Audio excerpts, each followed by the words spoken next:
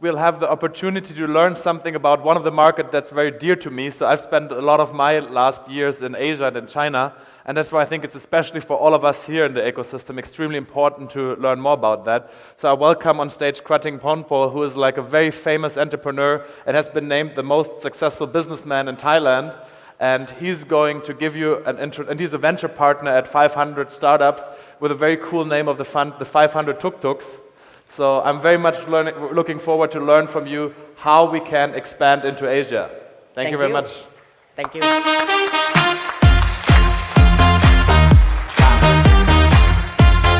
you very much, and it's a great honor to be here on the stage in Romania. I flew 12 hours, and I flew on United, and I lost my luggage, And this morning, I just got my luggage back.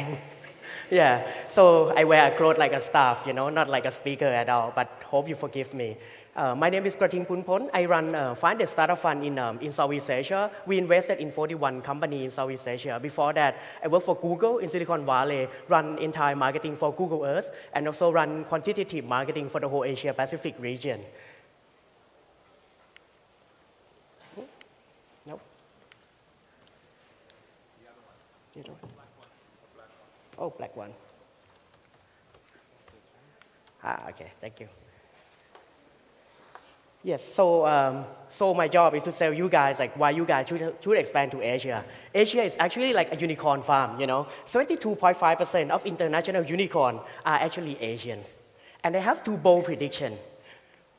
First prediction, the next 100 billion US dollar company will be coming from Asia, or those of you guys will conquer Asia. My second prediction, which I hope I can convince you guys by the end of my presentation, is this. 90% of the international non-US unicorn will be either Asian startups or startups from here that successfully conquer Asia. Why? Asia is growing young, while US and the majority of the rest of the world, they are growing old. You look at Asia, very small market, 2.1 billion consumers that are ready to go online and ready to adopt new technology, product, and services. Yesterday, I was a judge for connected device and IoT. I was mind blown. Frankly, I was mind blown by what you guys are doing here. And then I was an audience, and I listened to you guys, It's just mind-blowing what you guys are doing here. And we want the technology developed here in Romania or Eastern Europe to come to Asia and, provide innovative product for 2.1 billion. And they are not old at all. They are young. They are Generation Z, and they are millennials. Asia, we are young, we are tech-savvy, we are socially addicted, and we are open consumers. Guess what? The most Instagram place in the world is actually a department store in Thailand and the airport in Thailand, Suvarnabhumi Airport. There are 1.5 billion youthful Asian consumers that age between 15 and 35 in Asia. 1.2 billion are online, and they are growing at 30% per annum. The rest of the world, 52%. Asia can grow by another 50%. And they are more sociable. 450 million monthly active users in Facebook Asia, and they are rising consumerism. They need product and services. They are young, they are rich, they are, they call it in Asia, this segment, what they call it high earning, not rich yet, Henry, high earning, not rich yet. 49% of consumption is Asia as a percent of GDP, and they're growing 8% CAGR. And you look at fintech. If you are doing fintech, you cannot miss Asia at all. Why? Because if you look at that, there are 3.9 billion consumers that are ready to be served by fintech product developed here. This is the advance. This is like the frontier of fintech. Why not serve 3.9 billion consumers? If you don't serve that, you're missing out more than half of the world. Asia is where transformation to digital financial services is happening. If you go to China, I went to China like 3 months ago, and I felt like an idiot, I tried to pay them via cash, a street vendor, and they look at me like, you're fucking idiot, you don't know how to use technology. They take WeChat, WeChat is like chat application. Very small chat application, 800 million people using it in China. And it's funny, because my friend, he went to the ATM, withdraw money, and then, pay them. It's a fake bill from the ATM, That's fucking funny, ATM, you get a fraud bill, but then you pay via WeChat for the street vendor. And not only that, one of the largest fintech in the world, Alibaba and Financial, and also what? The whole digital bank, the largest digital bank is not in Silicon Valley, it's in Asia, it's in China. And the next largest one probably will be in Southeast Asia. And smart money also same belief. We see money trend. In US, like it dropped from 82 billion to 72 billion. In Asia, it held steady. Europe, sadly, 18 billion down to 16 billion. Guess what will happen in 2020? And we see investment trend, if you look at that, probably in the next 10 years, Asia will surpass US in terms of like investment. We see investment into Asia. And you know what? Life is too short not to build $100 billion unicorn. It's not me who said that. It's like this guy, Justin Timberlake, I don't know whether Sean Parker really said that, $1 million isn't cool, you can build $1 million business easily in Romania, but you don't need an Asian dude flying 12 hours and lost his luggage to be here to convince you that you can build a $1 billion, $100 billion unicorn. You just need to go to Asia, You just need to go to Asia, come on. I'm the scariest Asian dude, But the rest of Asian, we are nice people.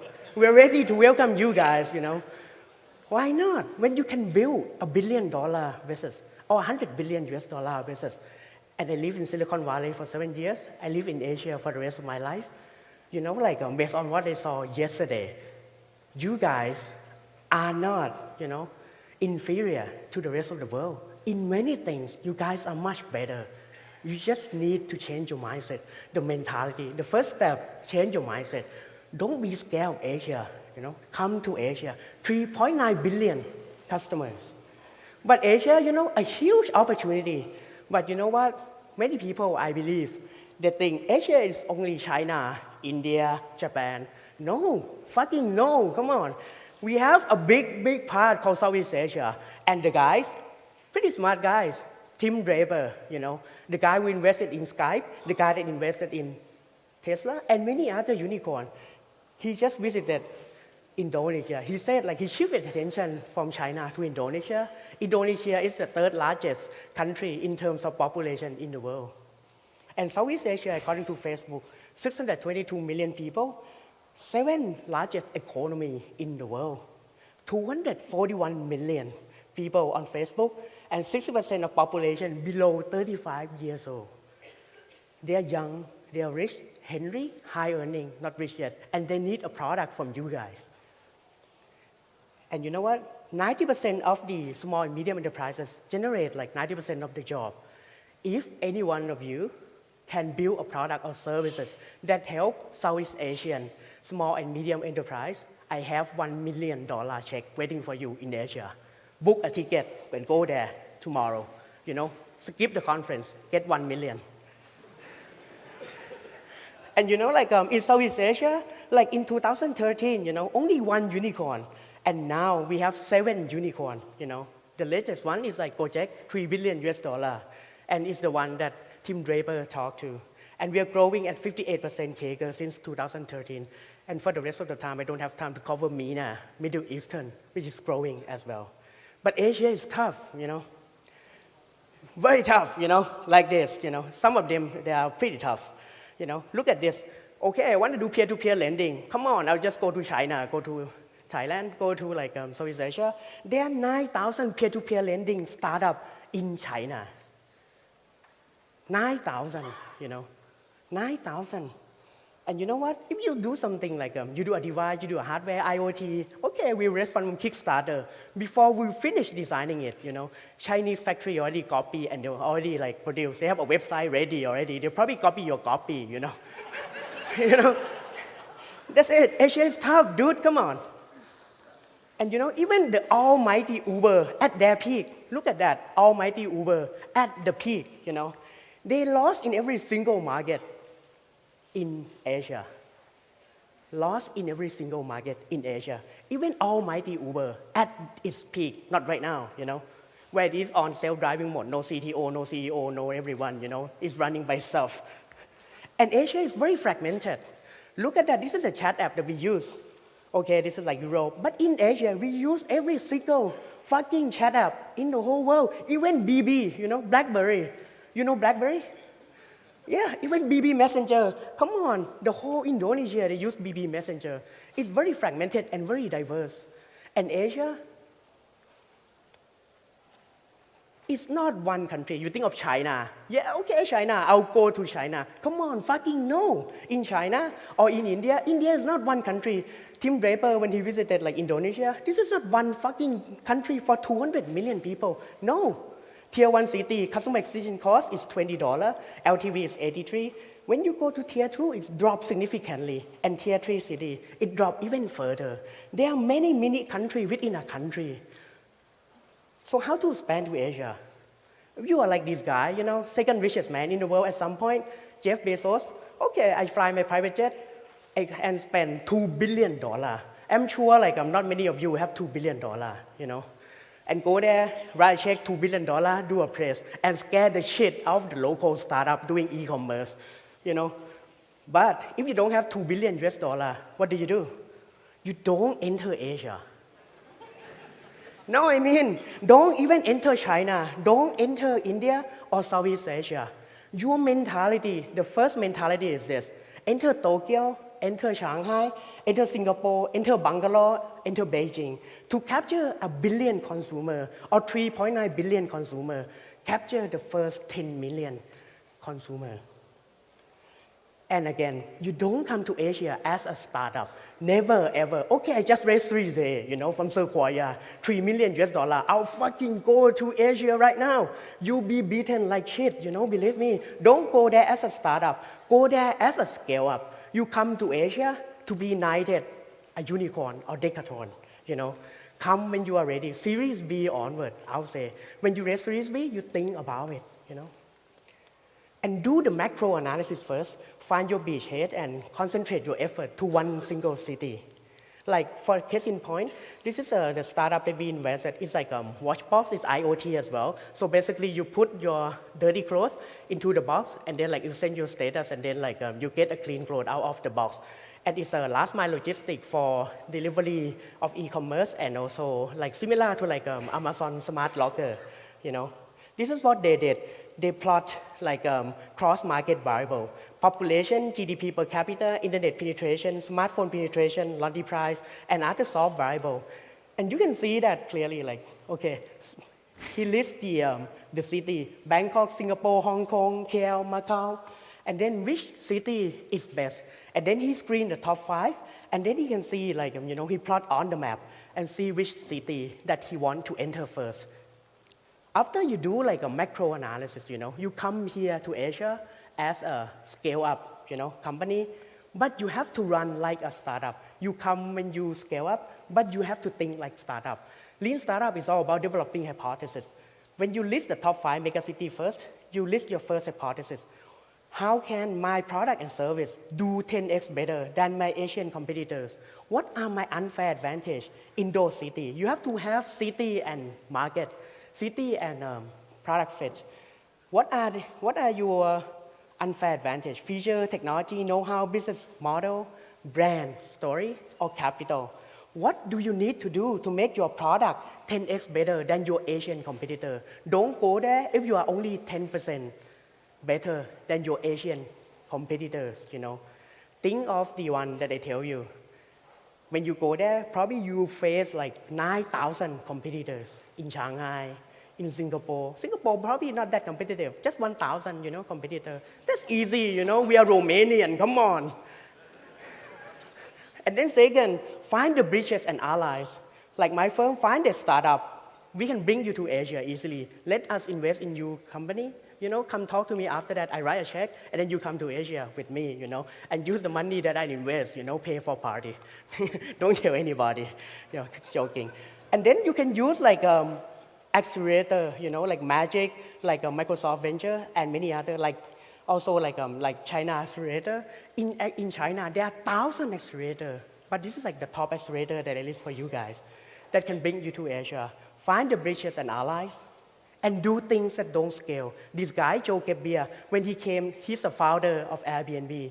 He came to Southeast Asia to launch officially in Southeast Asia. The first thing that he did in Asia, actually in Bangkok, the first stops in Bangkok, what did he do? Talk to the press do Thai massage, you know? No, he didn't do that fucking shit at all. The first thing that he did, he talked to the superhost, all the superhosts, 100 people. He talked to every single one of them. He has his notebook, and then he takes his idea. He shared the product that he is going to develop and take the input, you know. This is a CEO of Airbnb, dude. 30 billion US dollar company, very small. Talk to the superhost, have a party for them and take the feedback, develop a feature, you know. And then second day, he talked to the ecosystem leaders. Then the third day, he do press conference. That's what he did. Talk to everyone that matters. Do things that don't scale. And find the connectors. For example, like co-working spaces. We have so, you know, pretty cool like co-working spaces, you know, and it's not as scary as you think. There are a lot of like European dude over there, you know, on the beach doing stuff, you know, coding, you know. This is like the co-working space in Southeast Asia. It's a great place for the connecting you with the ecosystem. And read local tech blog, befriend local journalists, and this is a short list of the tech blog that you need to read. E27, Tech in Asia, like Tech Mode and Track.in, The Bridge, Digital News Asia. This is the top 10 that you need to read first when you want to go to Asia. And give something. What is best that you can give? Money, your look? Probably not, you know. What you can give? Your thought, you know, your ideas, you know, your know-how. You are so fucking awesome. You have so many things to share. Do a guest blog post, you know. Localization in Asia must be done by local. Don't hire a market activation agency or those like people at all. Or don't hire another like European dude, you know, because you feel comfortable. Hire a guy like me, you know, look so Asian, speak with heavy accent, yet you don't fucking understand, you know. And engage local talent and establish like influencer list. Don't ever hire like market activation people at your stage, you know. Turn a customer into evangelist, into a fan, you know, and let them do a job for you, you know. And we like to work with you guys, you know, to make your product fucking awesome, you know. This is the example of localization done wrong, you know. Sarah, they launched in Malaysia, and they think, hey, I launched in Malaysia. I should translate all my pages into the local language, the national language, which is Malay, you know. But then what? This is the response. Why do you have a website in Malay, you know? Consumer said, my first language, my native language is in English. They translate into the local language, but their demographic, they speak English as the first languages. This is Sarah, you know. This is Sarah. Even Sarah can do wrong, you know. Localization is not only about engaging people to translate into some languages that you just make it up, you know. Engage local to do localization. What you can do, you know, like what kind of feature this local want, what kind of thing, what kind of partner, what kind of content, what kind of influencer you need. Let the local do the job for you, you know. And these are the questions that you need to answer before you go to Asia. Where's my beachhead, you know? Who are my allies and bridges? What are my unfair advantages? How to make my product and services 10 times better? What kind of strategic partner and content I need? Who are the top influencer or talent I should engage? And my minimum viable go-to-market strategy is what? And how to validate that? And then you list top 5 cities. This is the mentality you should have. Respect everyone, be humble, but fear no one, you know. Fear no one, respect everyone, be humble, listen to them, you know. And then book a ticket. I have $1 million check, and then we'll meet you and enjoy the beauty of Asia together. Thank you. Thank you very much. That was good. I really like that, and I like the advice, hire a guy who looks like me. So I'll do the same. If you want to come to Romania, hire a guy who looks like me. So I think that works. Thank you very much. That was very, very engaging. Thank you. I highly appreciate it.